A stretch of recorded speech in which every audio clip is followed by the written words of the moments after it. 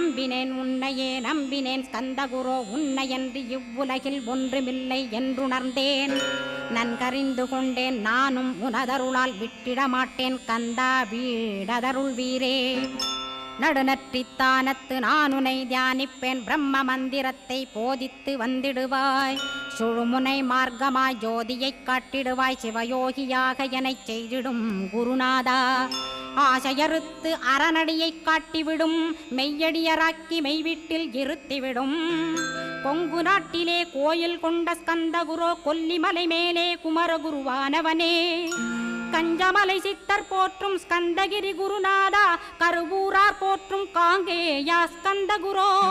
மருதமலை சித்தன் மகிழ்ந்து பணி பரமகுரோ சென்னிமலை குமரா சித்தர் கருள்வோனே. சிவவாக்கிய சித்தருளை சிவன்மலையில் போற்றுவரே